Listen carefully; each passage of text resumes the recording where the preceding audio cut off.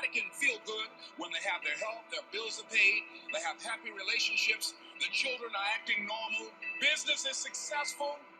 Anybody can be positive then. Anybody can have faith under those kinds of circumstances. See, but the real challenge of growth, mentally, emotionally, and spiritually, comes when you get knocked down. Adversity introduces a man to himself or a woman. How you handle it, that's where the growth takes place.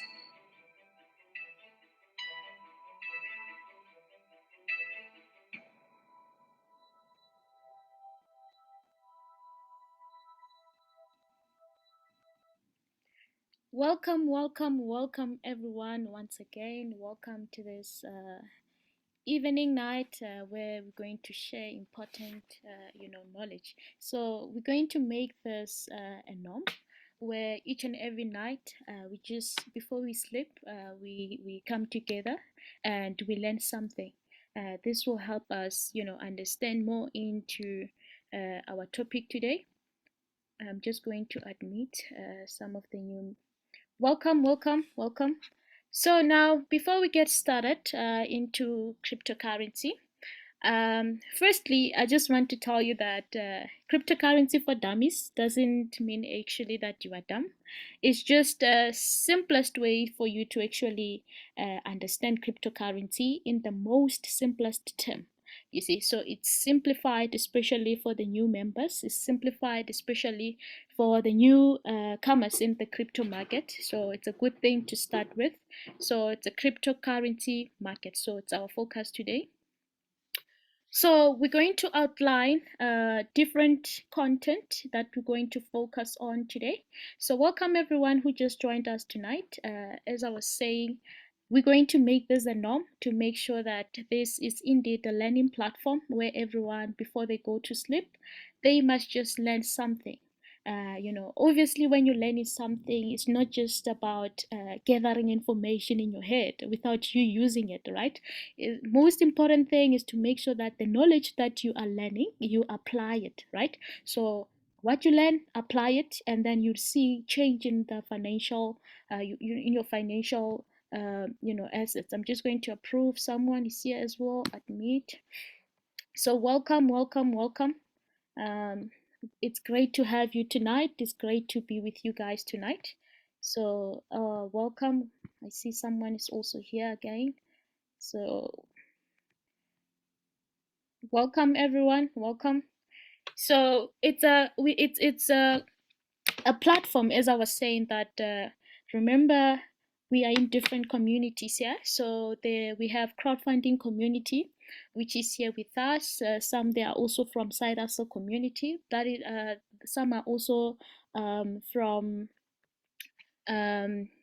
BBS community as well. Before I forget them, so it's a pleasure, guys, to grow such a a platform where everyone. It's all about the people with like-minded coming together with one accord, coming together to learn something, coming together to teach each other. It's guys, I'm not here to just teach you, but I'm also here to learn from you guys. So we're going to make this a platform where we also get to ask questions together, and then be able to answer them, be able to those who are still new, right? I know you want to learn about this and this and this. So this will be a platform for you to be able to express your opinions, and also be able to express your questions, and then also all the answers that you need, you also be able to get them. I'll try my best to make you understand as much as I understand it. So however, like I said, we're going to learn from each other. So looking at the content of tonight, let's shoot into the outline. So now we're going to focus on the contest. So what is cryptocurrency? We're going to give you the examples. We're going to understand it in the in a simpler sense, and also how transactions are formed on a blockchain, how transactions are made in cryptocurrencies, and mining as well, of which is very important. So I'm going to teach you guys about mining in cryptocurrency as well. Guys, just just confirm if I'm still audible. Everyone can be able to hear me clearly from their side. I'm not sure if I can be able to hear you guys. If you are mutable, let me see. Welcome. Yes, we can hear you. We can hear you, leader. Oh, thank you so much. I'm glad you can hear me, guys. I don't want to talk alone, eh? I don't want to. I just want to make sure that you guys can hear me very carefully before till the start of the session and up to the end. So I was saying, welcome new members. We were still talking about the focus of today, of which is what is cryptocurrency in deeper sense, how transactions are made, and also how do they form this block of chain that we mean blockchain. So I'm going to explain that to you as well, and we're going to look into mining as well, of which is very important to understand, and we're going to look at the issues as well, which are in cryptocurrency, and what are altcoins and the rest of discussion in cryptocurrency, and not forgetting that crowdfunding community DAI is also one of the cryptocurrency guys. So we're going to look at why should you actually understand this. So now, what is cryptocurrency? Cryptocurrency is just the digital currency, guys. It's digital money. So a lot of people are actually using this to buy and sell from each other. So or send and oh, apologies. I was told that people can't be able to see a screen. So I'm sorry about that. Let me share my screen.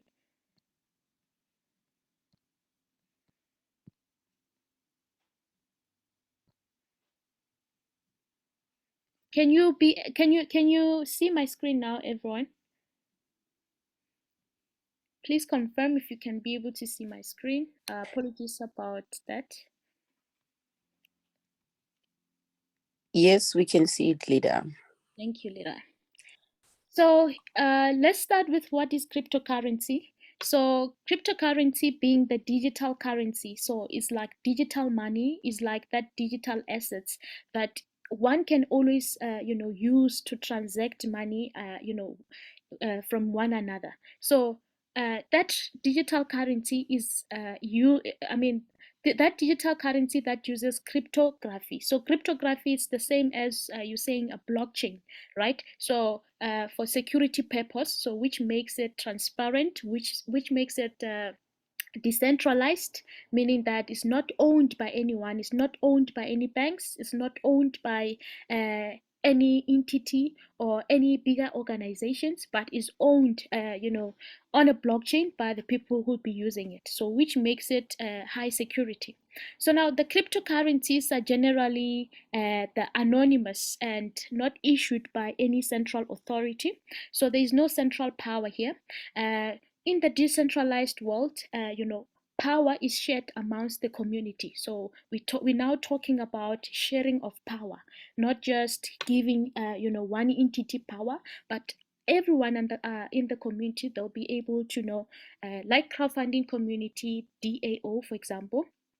It's solving all those different types of companies where you find that companies that are actually owned by one entity, or they're owned by the top executives, and now the members of community, they don't get to say anything. They do not get to raise their voices. So it's actually solving that problem, to say that we do understand that companies, they're operating like this, but then we are actually changing that narrative to say also community members are also very important, guys. Cryptocurrency, also in the communities are very important. There's no cryptocurrency, there's no cryptocurrency that will excel without a community, you see. So at the end of the day, cryptocurrency, there is about supply and demand. You see, it's about peer-to-peer system. You see, so now all that money is circulating amongst the community, or is used by the community on a blockchain or a decentralized system, which makes it transparent. So meaning everyone can still be able to go see all the transactions which are made. So why does it matter? So it matters because transactions are irreversible. So now you've seen that if you go to Capitec and then you pay someone money, you can still reverse it, right? So, but with cryptocurrency, because everything is built on a blockchain and everything that is sent on a blockchain cannot be deleted and cannot be reversed. So, which makes it irreversible, and then it makes it also faster. Because now with the banks you realize that you can be able to send someone money today, and then you'll have to, if that person is out of the country, you'll have to wait maybe for 3 days or up to 7 days. So in cryptocurrency, it's all about money being sent now and you receiving it now, whether you are from different countries. So now, and also considering what you call the low fees, so it's, which is very important in crypto, because now you can see that bitcoins are now transacting at a higher fees. So those are the problems that also crowdfunding DAO are trying to solve, which are low fees as well. So now we're talking about the universal thing, guys. So meaning that it's all about the global circulation. It's all about global usability. So everyone across the countries, they're able to, as long as you have the internet, you have the Wi-Fi and your phone, you'll still be able to access all this. And decentralized, not trust no trust necessary. So here it's because of when something is decentralized, it means now you don't need to, if something is decentralized, it means it's not actually centralized, it's not owned by anyone, but it's owned by the community members who are using it. So now the supply of coins is regulated by the software and the agreement of users of the system, and it cannot actually be manipulated by any government. It cannot be manipulated by any banks, and it cannot be manipulated by any organizations and or by any individuals. So that is the transparency of it, and one of the reason one can always consider. So now I'm sure yes, cryptocurrency may sound new to you, but I'm sure you have heard about Bitcoin, or if you have never heard about it, at least you have seen the sign before. And this sign is simply one of the currency as well, of which it was the first currency which was made, on a blockchain, so which makes it popular. And it started in 2009, so it was worth a cent as well. So the same as crowdfunding DAO, which is still undervalued, of which is still worth a cent. And by the way, now we've seen the growth of cryptocurrency ever since Bitcoin was created, because now people would see the possibility of how money is generated in cryptocurrency, how money is transacted from one another in the cryptocurrency world, you see. So those are the one best thing to see that, okay, now Bitcoin is worth, I mean, its all-time high was 1 million. So imagine one coin being worth 1 million. So but that is through long-term growth, because if you check the record, it started in 2009 and today as we speak is 2022, right? So along the way, so it means in cryptocurrency, guys, you as new members, you must understand that cryptocurrency is actually a long-term thing. You must be able to hold for longer for you to be able to see, promising future, promising success. So in crypto, guys, you must always be patient. You must always, believe in that project that you are buying. So the same as crowdfunding DAO, you can buy it and hold it for longer term. So the good thing is we have seen its growth. It started in just 1 week, and within that week, it have grown to it has growth shown growth of 51,300 percent. So which is massive growth in just 1 week, and going forth and understanding this. So let's take a look at Bitcoin, the charts of Bitcoin when it started. So you can check here. It started in 2009, right? So you can check here, and if you check the scale, it was just zero. Here it means now the price was just constant for longer. It was on the same equilibrium level or in the same place, not moving. So it was at 0, 0, 0. It means it was worth a cent. A cent, guys. It was worth a cent. So now check how it moved. So it means if you believed in a project, you bought as many as you can, right? So it means by here, then you would have seen that, those coins that you're holding are now growing, growing, growing. So obviously people who bought it here, they never believed that, once Bitcoin would be 1 million at some point, you see. So they just hold in the project, believing that, in the long term, it will build a promising future. So, which is very important. So when you buy cryptocurrency, it's a long-term thing. You just buy it, hold in that project, believe in that project until it does good. So we'll also show you how the crowdfunding community DAO's growth was. So which is very important for you to see and understand how do you actually go in the market and say, oh, this is a good project, right? This is not a good project.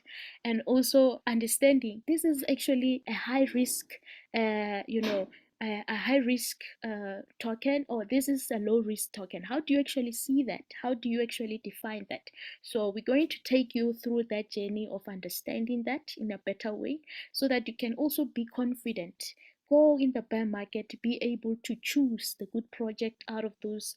There are more than 16,000 coins which are available, or even 20,000 by now. Because last time I checked, the market cap was actually 16,000. So we'll check it together as well. So now imagine crowdfunding DAO is one of is one of the ranks. On top of that is ranking to 11,000 position. So there are 16 or maybe 20,000. So but it's actually ranking around 11,000. So you can imagine the future of it.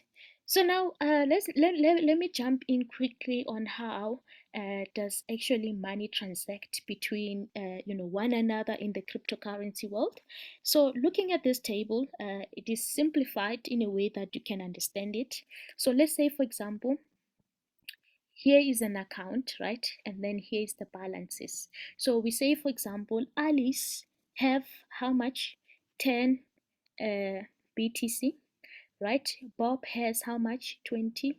And then Salso has 9999, right? So understanding that Bitcoin is a public ledger kept by every node in the network. Why do we say it's a public ledger? When we talk about public ledger, we actually meaning that something is actually, let's take a public ledger as something that you can keep data or information, you see. So it can be your storage, you see, where you store data, for example. So is what we mean by public ledger, you see. So even your phone have your Huawei storage or your iPhone storage. That is uh, how you can define. Let me unmute, someone's making noise.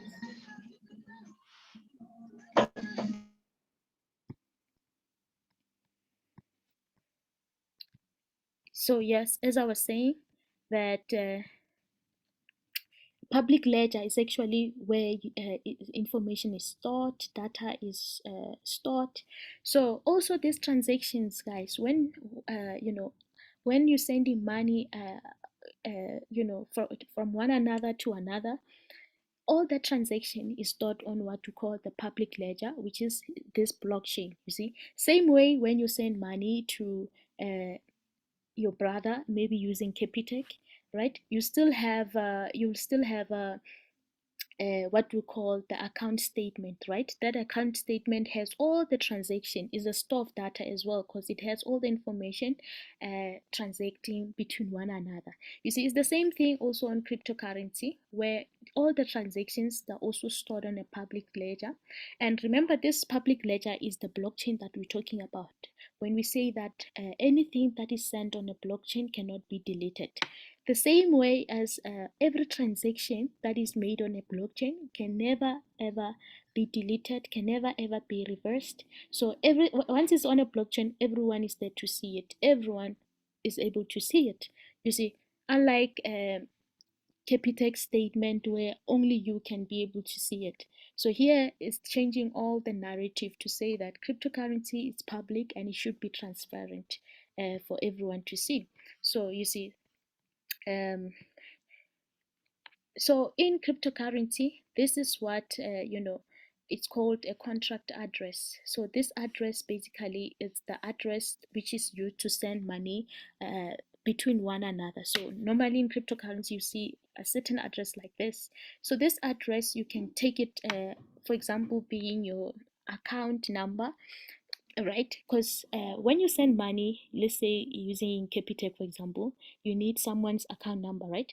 Even in crypto world where you send money, you need an address. You need an address to send money, and address should be correct, because once you use the wrong address, then your money can disappear, your money won't be traced, it will be stuck somewhere. Make sure that the address is correct, and then it also goes with the correct network.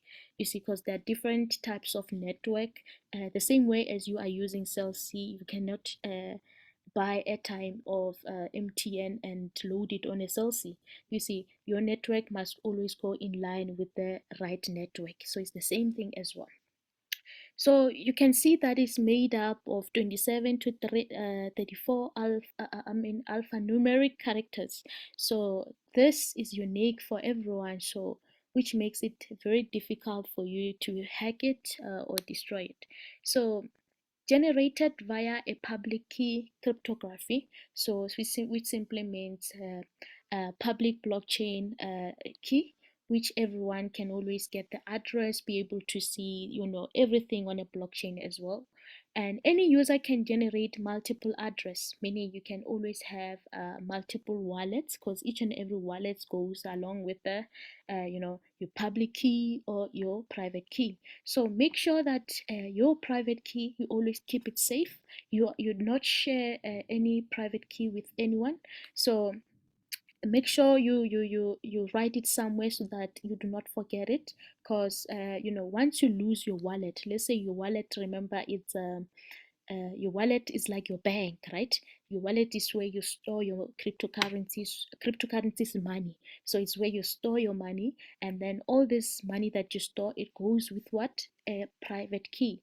And also this private key, you must always keep it safe. It's like your own pin, you see. So once you lose your wallet, you will always, if you have your private key, you will always get back to your wallet and recover your money.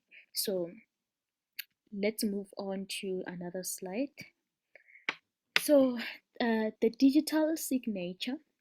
So all this, private key, it has what we call the digital signature, meaning, it can never be the same with anyone. It will only be yours because of it's only for you, and which makes it transparent for everyone.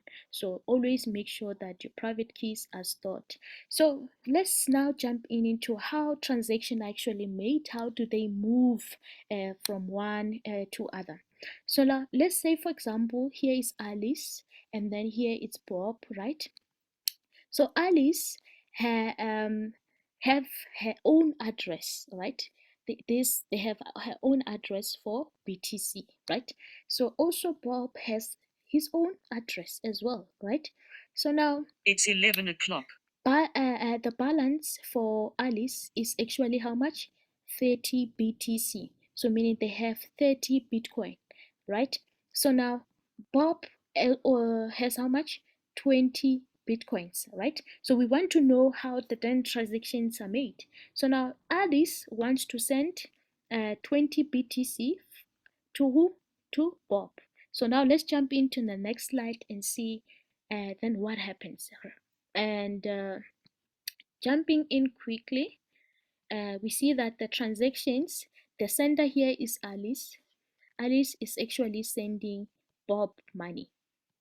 Alice is sending Bob money, is sending him 20 BTC. So which means now Alice is now left with how much?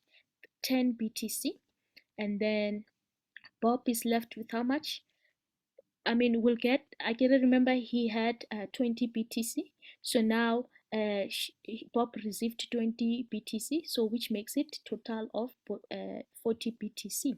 So that is how money is also sent through blockchain. So, but it goes along with what we call a digital signature, meaning that if we want to see the transaction on a blockchain, Ali sending Bob money, we will still get a certain digital signature address. That is the contract address that is unique, and we see it on a blockchain that indeed they were sending each other money. And so let's see. So now the transaction goes along with what we call the transactional ID. So if the money is not yet sent or confirmed, it will actually read or is not withdrawn, that it will actually write you a status to say, is it sent or is it unspent or all that. So here it's just showing you the transactional ID going along with the transaction fee from from Alice to Bob. And now then the status will reflect what is the status later. You see, is it completed? Is it sent? Or is it spent? So you'll notice that each and every transaction now then is all the transactions that are now built on a certain block, right? Forming what we call a blockchain. So Alice and Bob, because they were sending money to each other, then that transaction is recorded on a block, right? And maybe a minute ago, Alice then sent that money to Celso, maybe 10 BTC, then it's also recorded on a blockchain. So then Bob then sent to Mali the 3 BTC as well. Then it's also recorded on a blockchain as well. So along with what we call the block hash, the block transactional unique, address. So here is that block, you see. So it will be difficult for someone to say, I want to rob this. It means if they want to rob all this blockchain, then they'll have to delete this block and this block and this block before they get here, which is very impossible, because of all these transactions that are actually confirmed by machines. You find that there are different machines in different countries, you see, and all those machines that are picked up randomly, meaning they do not actually, blockchain doesn't actually choose. Remember, it's a random and then it's built on a software and it's transparent. So if someone has machine, anyone can get this machine, but you must consider some of the things that you want to take place. I'll explain later. So if this cut out, we'll continue tomorrow with our topic. And then it means now all these transactions, guys, that are confirmed on a blockchain, right? So it means if you're from Ghana and someone is from Zimbabwe, someone is from Russia, someone is from Kimberley, and then they have those machines, then these transactions will actually pick anyone randomly, whether they're from India. It will pick randomly and still be able to confirm that transactions. And then you see, which makes it very difficult for people to actually uh, destroy the transactions, because you'll have to go through all the blocks. Then which takes us to my next topic, which is about mining. So which takes us to mining topic. So mining, since well now this transaction is stored on a blockchain, obviously that blockchain must be confirmed. So that is what we mean by mining. Mining is simply a machine that actually confirms all this process of adding blocks to the blockchain, thereby confirming a set of transactions. So mining machines are all used for confirmation of every transaction made on a cryptocurrency, or on a blockchain. So it uses a proof of work of algorithm. So these are certain numbers which is actually be able to build across, so any unique numbers. So then text of the block plus a hash using. So this is just an example to say how do they hash that number and then be able to generate a whole unique number. So a block is considered a valid while the resulting hash starts with a certain number of 0s. So here are certain addresses, guys. So all these addresses, they actually those machines. So guys, I think my time is up. I'm just rushing for I think it's going to cut out for 45 minutes, but tomorrow we'll be able to repeat, and I'll give you example of mining machine before I'm cut out. So this is your mining machine. So all this mining machine, they need cool weather for them to be able to run, right? So oh, okay, here is my time left. It says I have only 5 minutes, so let me polish it right away. So, like I say, that all these mining machines, they are used to confirm these transactions. So, miners that generate valid blocks are rewarded. So, you find that you have that machine in your house. Like, remember, for you to have that machine, guys, you need to consider some of the things. Number one, do not forget this, which is now is it on the right environment? Is now is the temperature cool? Will it be enough to make sure that the machine runs smoothly? The electricity, number two, will the electricity, because it must always be plugged at all times, right? So will the electricity be sufficient? So that's why most of people, they do not actually own these machines in their houses, but they actually, you hear that there are firms somewhere where people are able to mine those companies mining for people. So which also is very risky, because of some mining companies, they may claim that they are mining, and actually they're not mining. They just run with the concept. You need to also be careful as a newbie to that also scams are also there, you see. So let me mute this one. So now the maximum number of bitcoins which are available, they're actually 21 million. So there will ever be 21 million bitcoins, you see. So let me quickly rush to this. Let me show you the mining machines. So these are mining machines, right? So it must always be plugged, guys. It must always be plugged on, and then for each and every machine that is confirming the transactions, it's rewarded. You see, it's rewarded, and you find that maybe after 4 years they reward you with maybe 25 BTC. But I think now it changed a lot, because of last time I think it was they rewarded those confirming machines with 12 of BTC.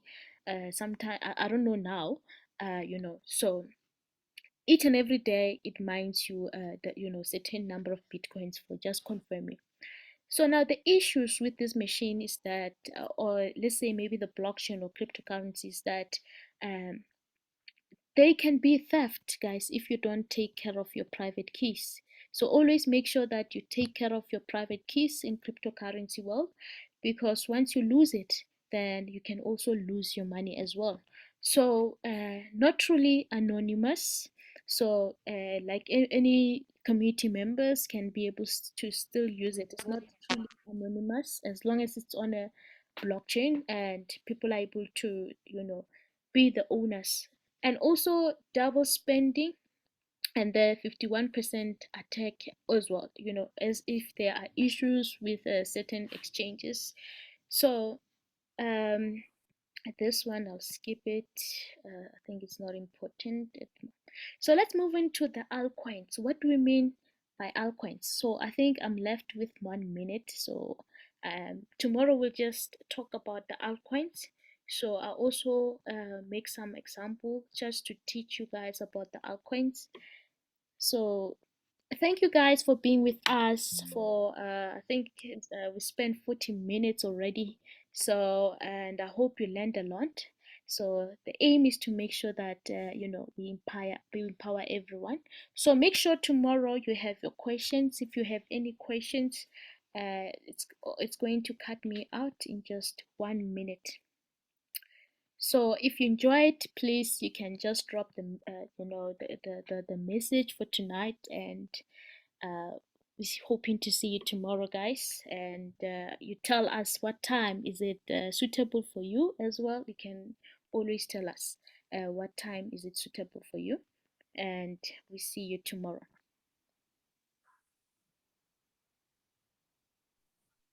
Thank you, leader. For me, I was cutting. Network was cutting me. It was bad on my side. No problem. We'll join tomorrow, leadership. Thank you. Thank you for being with us tonight. Bless you. Thank you, leader. So see you tomorrow, everyone. Please make sure you have your questions ready. Tomorrow we're going to engage about this topic for tonight.